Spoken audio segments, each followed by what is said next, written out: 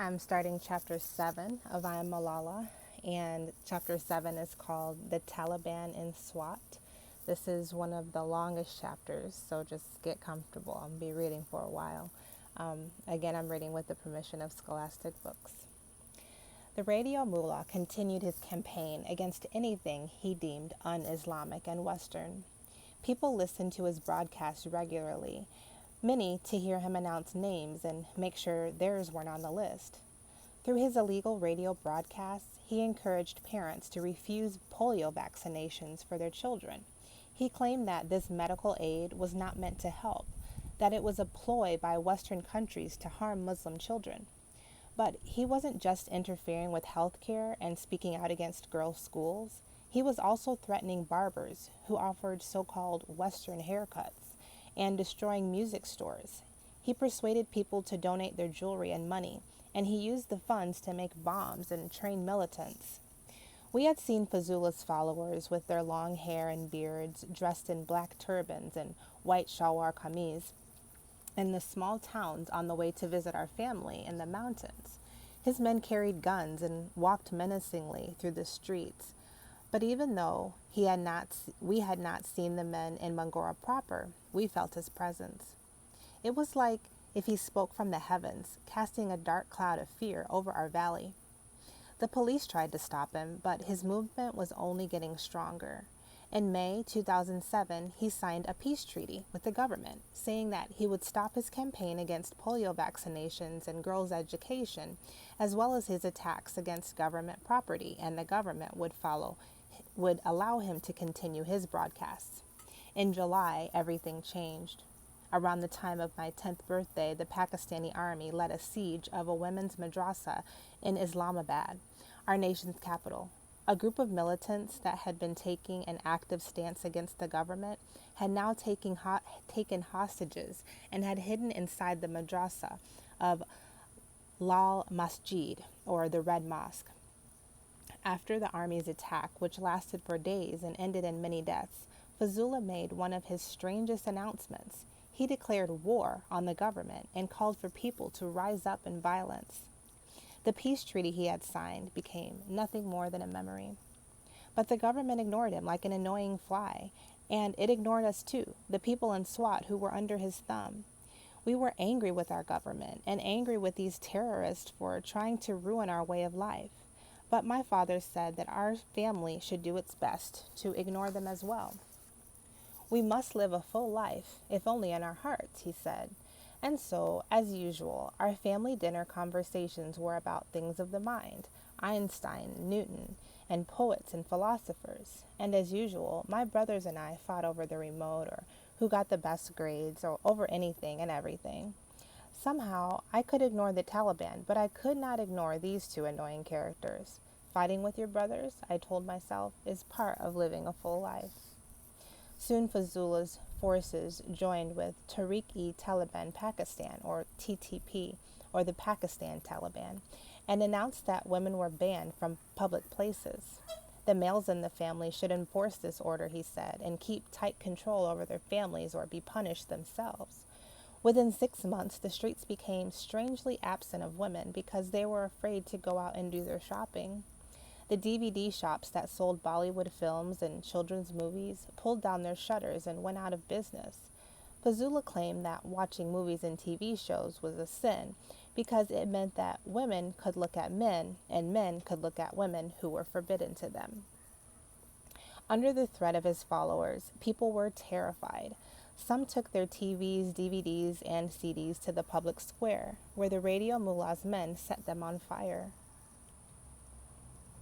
Stories spread that his men were patrolling the streets in pickup trucks, shouting his orders from megaphones. Then we heard that his followers were listening at people's doors. If they heard a TV, they bashed in the door and smashed the TV to bits. After school, my brothers and I cowered in front of our beloved TV, the volume turned down almost to a whisper. We adored our shows and didn't understand how wrestlers with funny names and a little boy with a magic pencil were so bad. But every time there was a knock on the door, we jumped. When our father came home one night, I asked him, "Abba, will we have to burn our TV as well?" Eventually, we moved our TV to a closet. At least if strangers came to the door, they wouldn't see it. How had this happened? How did an unschooled fanatic turn himself into some kind of radio god? And why was no one prepared to defy him? Through it all, the Kashal school carried on as usual. A few more of our classmates dropped out, but the rest of us appreciated our schooling all the more. Our class even had a discussion. The government may not be behaving as it should, but we would run our classroom a bit more like a democracy. We hit on an idea. Since the most studious girls always sat up front, we would switch seats every week. If you got to the front row one week, you'd find yourself in the back row the next week. It was like a bit of a game, but it was our small way of saying that all girls and all people were equal. But beyond the walls of our school, Mangora had become like a prison. Banners that read, "Women Not Allowed," were strung up at the entrance to the market. All music and electronic shops were shut down. Fazula even outlawed old-fashioned children games like Karam, where we flicked discs across a wooden board. He had started announcing the names of schoolgirls in his radio show. "Miss So-and-so has stopped going to school and will now go to heaven," he said. Or, "Miss So-and-so has left school and I congratulate her parents." My mother now insisted that I never walk to school by myself, for fear that I would be seen alone in my school uniform by the Taliban. Every day I noticed that a few more of our classmates were missing, and every night on his radio show, Fazula kept his attack, saying that girls who went to school were not good Muslims. One day, one of our teachers went to my father and said that he would no longer teach girls. Another said he was leaving to help Fazula build a religious center. It was a dark day. The Kashal school, which had always been our refuge, had fallen under the shadow of this radio mullah. Fazula set up a public court to enforce his edicts, and his men were now flogging or killing policemen, government officials, and other men and women who disobeyed him. Hundreds gathered to watch the flogging, shouting, "God is great," with each lash. Sometimes, people said, Fazula arrived at the proceedings galloping in on a black horse. Much of Fazula's justice was exacted in the dead of night. Later in his reign of terror, violators were dragged from their homes and killed. Their bodies would be displayed in the green square the next morning. Often a note was pinned to the body. "This is what happens to spies and infidels," or "Do not touch this body until 11 a.m. or you will be next." Before long, people had a new name for the green square. They started calling it the bloody square. I shuddered to hear these stories. What was becoming of my city? What would become of us? "God," I said when I went to bed, "I know you are busy with many, many things around the world, but do you see what is happening here in Swat?" One night, I overheard my parents talking in hushed voices. "You must do it," my mother said. "To be afraid is no solution." "I will not go without your blessing," my father said. "God will protect you," she said, "because you are speaking the truth." I stepped out of my hiding place and asked what was going on. My father said that he was going to a meeting that night to speak out against the Taliban, and after that he would travel to Islamabad to take the government to task for not protecting its citizens.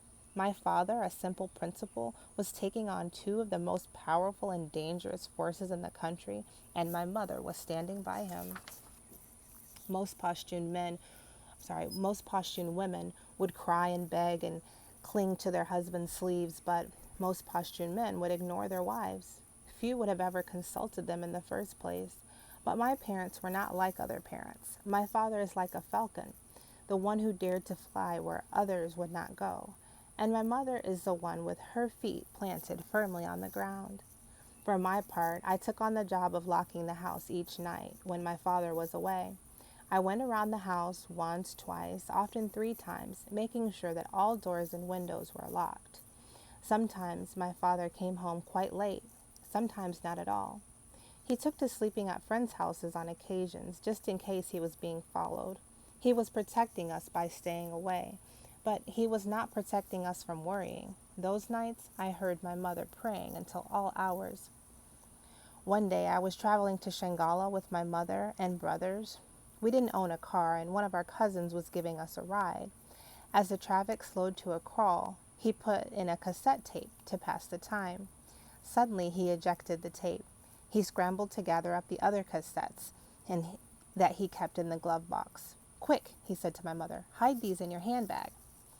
The two men drew near our car. They were wearing black turbans and camouflage vests and their shalwar kameez.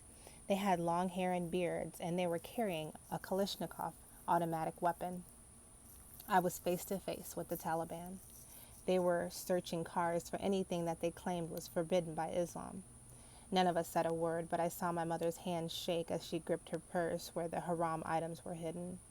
She pulled her veil more securely across her face and lowered her gaze to her lap. The Talib leaned in the back window. His eyes bored into mine. "Sisters," he said to both of us, "you must wear a burqa. You are bringing shame." Here was a Talib with a machine gun just inches from my face. How was I bringing shame? I wanted to ask him. I was a child, a 10-year-old girl, a girl who liked playing hide and seek and studying science. I was angry, but I knew that it would do no good to try to reason with him. I knew I should have been afraid, but I only felt frustration. When we returned home from that visit to Shangala, we found a letter from my father taped to the school gate. "Sir, the school you are running is Western and infidel," it said. "You teach girls and you have a uniform that is un-Islamic. Stop this, or you will be in trouble and your children will weep and cry for you." It was written by Fa'in of Islam, devotees of Islam. The Taliban had threatened my father. Now I was afraid. That was chapter 7. The next video will be chapter 8. Great job keeping up with your assignment, and make sure you're looking for the questions.